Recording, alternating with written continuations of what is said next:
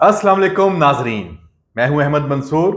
आज की सबसे बड़ी खबर, इस हफ्ते की, इस महीने की और पाकिस्तान की सबसे बड़ी खबर, जस्टिस याहिया खान आफरीदी पाकिस्तान के नए चीफ जस्टिस होंगे और यह तकर्री 3 साल के लिए यह हुई है। उन्हें नामजद किया गया है पार्लिमानी कमेटी ने, जो कायम हुई थी 26वीं आईनी तरमीम के तहत।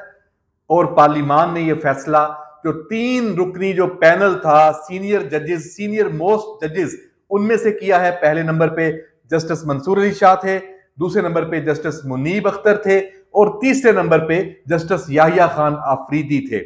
अब एक रस्मी कार्रवाई है, वजीर आजम समरी भेजेंगे सदर मुमलिकत को और यह सारा मामला अंजाम को पहुंच जाएगा। हम कल के जो वीलॉग है उसमें बात कर चुके हैं, आपने अगर सुना है तो आप उसको दोबारा भी देख सकते हैं कि जो प्रोफाइल था, जो पार्लिमानी कमेटी के सामने आया, 3 रुकनी पैनल से चीफ जस्टिस की तैनाती होनी थी, कुछ भी फर्क नहीं था। अहलियत का मेयार, मेरिट, तालीम, तजर्बा, तीनों जो नाम थे, जस्टिस मंसूर, जस्टिस मुनीब और जस्टिस याहिया आफरीदी, कोई भी बनता, एक दूसरे से बढ़कर थे और एक बेहतरीन फैसला ये सामने आया है। अब जिनको ये नागवार गुजरा है वो कौन है, उनकी चीखें आपके सामने हैं, इस पे भी हम बात करेंगे और आपको ये भी बताएंगे कि इस पार्लिमानी कमेटी में तहरीके इंसाफ ने जब पहले तो अपने नाम दे दिए और इस कमेटी में उनके नाम, उनके अरकान के नाम शामिल हो गए, नोटिफाई हो गई है कमेटी, बाद में उन्होंने बाइकाट कर दिया। अब उनके बाइकाट की क्या अहमियत है, हम सबसे पहले तो आपको इस पे अपना तज्जिया, अपनी राय दें। जब आपने बाइकाट किया तो इसका मतलब यह है कि आप समझते हैं कि आप मुखालिफ हैं इस अमल के।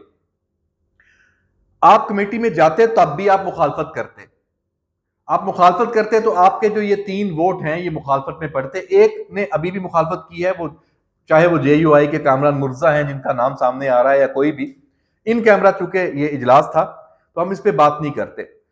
फारूक एच नाइक की गुफ्तगू भी इस हवाले से सामने आई। अब PTI ने चूंकि मुखालफत की है, लेकिन जो आईनी तकाजा था कि पार्लिमानी कमेटी से 2/3 अक्सरियत से यह नामजदगी होनी है, तो वो तो हो गई। इसलिए अब यह मैटर नहीं करता कि PTI इजलास में शरीक हुई है या नहीं हुई। उन्होंने मुखालफत करनी थी, की वो इजलास में शिरकत ना करके की, तो उनकी मुखालफत की कोई वेटेज नहीं है, कोई वुकत नहीं है, क्योंकि उनके बगैर ही 2/3 अक्सरियत पूरी हो गई। तो जनाब, ये एक अब मामला है, यहां पे अंजाम को पहुंचा। अब चाय की प्याली में नया तूफान वो उठाने की कोशिश हो रही है। वो क्या, जो सुप्रीम कोर्ट बार के जो सदर हैं शहजाद शौकत, उन्होंने तो वेलकम किया और उन्होंने कहा कि ये तो मरवजा आईनी तरीकाकार के तहत ये तकर्री हुई है, नामजदगी हुई है और जस्टिस याहिया खान आफरीदी बेहतरीन जज हैं, उनका एक बेहतरीन पूरा ट्रैक रिकॉर्ड है, कोई इशू नहीं है। वेलकम किया है, हर तरफ से मुबारकबादें और वेलकम किया जा रहा है। लेकिन जो दूसरा एक ग्रुप है, और वो ग्रुप सियासी है, हामिद खान उसको लीड करते हैं, PTI से वाबस्ता हैं, कुछ जर्नलिस्ट भी हैं, उनकी चीखें शुरू हो चुकी हैं।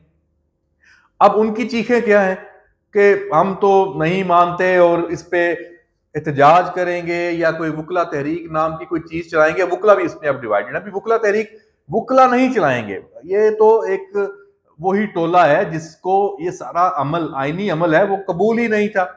आईनी तरमीम के मामले में भी आपने देख लिया कि किस तरह उनको एंगेज करने की कोशिश की, उन्हें कहा गया, समझाया गया कि भाई आइन में जब एक चीज आ चुकी है तो आप पे फर्ज है आइन का एहतराम।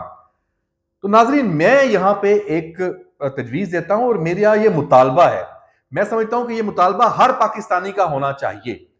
इस आला तरीन तकर्री की जो आईनी तरीकाकार के तहत हुई है, मुखालफत करने वाले और इसको मुतनाज़ा बनाने वाले, उनका अभी से एहतसाब और उनके ऊपर गिरफ्त होनी चाहिए।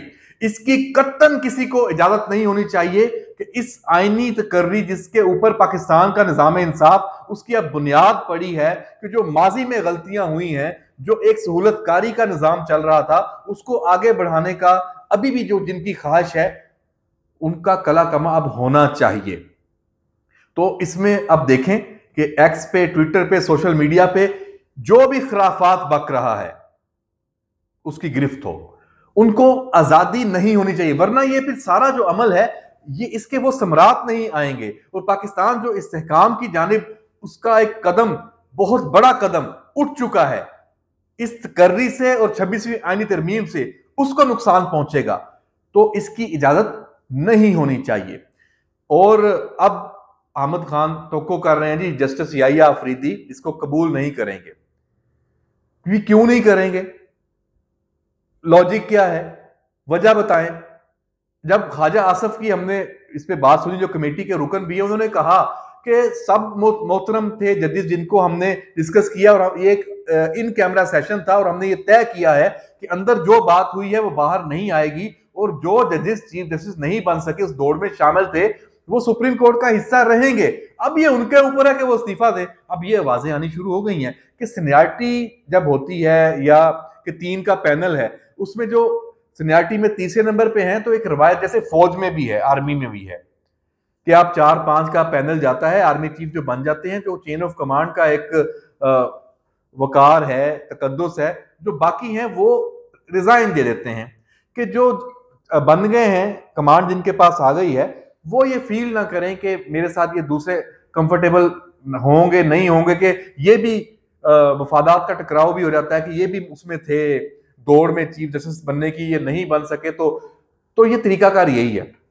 जस्टिस मंसूर, जस्टिस मुनीब के लिए बेहतर रास्ता यही है कि वो इस्तीफा दें और घर जाएं, ताकि जो चीफ जस्टिस याहिया अफरीदी हैं उनको कोई मतलब वो अनकंफर्टेबल फील ना करें अपने जो साथी जो सीनियर थे उनकी मौजूदगी में। तो ये कोई मतलब बुरी रवायत नहीं है, ये रवायत मौजूद है माजी में मुख्तलिफ अदारों में, तो अब ये सुप्रीम कोर्ट में भी इन प्रैक्टिस हो जानी चाहिए। अब क्या ये होगा या नहीं होगा इसको देखते हैं। बाकी कोई ग्रुपिंग है, कोई नीचे से भी रिजाइन आते हैं, तो आगे बढ़ना चाहिए। जो इस्तीफा आता है उसको आमीन कहें, कबूल किया जाए, उनकी जगह नई तैनाती हो जाए, ताकि ये सिस्टम अब डीरेल ना हो, रुके ना, इसमें कोई तातुल ना आए, कोई इशू ना आए। हां, अगर इन केस, चले हम मफरूजे पे बात कर लेते हैं, करनी नहीं चाहिए। अहमद खान और जिनकी ख्वाहिश है, जो अभी चीखे मार रहे हैं कि जस्टिस याहिया अफरीदी ये कबूल नहीं करेंगे, अव्वल तो ये होना नहीं है। मैं कहता हूं ये होगा ही नहीं, तो हम इधर ही फुल स्टॉप लगा देते हैं। अगर ये नहीं होगा तो आइन में उसकी भी गुंजाइश मौजूद है, उसका भी तरीकाकार मौजूद है। ख्वाहिश किसी की पूरी नहीं होगी जो चाहेगा कि ये एक यहां पे ऐसी कैफियत बन जाए कि फिर निजाम मुअत्तली की तरफ जाए। तो आइन साजों ने, पार्लिमान ने एक बेहतरीन आइनी तरमीम की, जिसके नतीजे में अब निजाम इंसाफ आपको बहुत बेहतर पोजीशन में नजर आएगा। अब आईनी बेंच भी बनना है, उसके सरबराह की बात भी होगी और सुप्रीम कोर्ट में नए जजेस भी आने हैं, 7 जजेस, वहां पे मामला अब आगे जाएगा। तो ये सारा सिनेरियो, मुबारकबादें शुरू हैं। हुकूमत और दीगर सियासी जमातें, एस्टैब्लिशमेंट और पाकिस्तान का जो निज़ाम जिन्होंने आगे लेके चलना है और बेहतरी की तरफ जाना है, पाकिस्तान के अवाम को अब रिलीफ मिलना है, उसकी तरफ सबने बढ़ना है। ये एक बहुत ही बड़ा, ये उनके लिए एक सुकून का लम्हा है। और जो इंतशार और फसाद चाहते हैं उनके लिए यकीनन उनकी रातों की नींद उड़ चुकी है और आगे भी ये मामला उनको आराम उनको नहीं मिलेगा। उनकी नींदें जो हैं इसी तरह हराम रहेंगी, क्योंकि जो अब आगे मुझे नजर आ रहा है कि जो आगे अब जो होने जा रहा है वो उनके लिए कोई अच्छा शगुन नहीं है। उसमें इंतशारियों, फसादियों, प्रोपेगंडा करने वालों, साजिशी अनासर, सब के लिए मुश्किल वक्त अब शुरू होने जा रहा है। देखते हैं, होगा सब कुछ आइन और कानून के तहत, लेकिन होगा जरूर।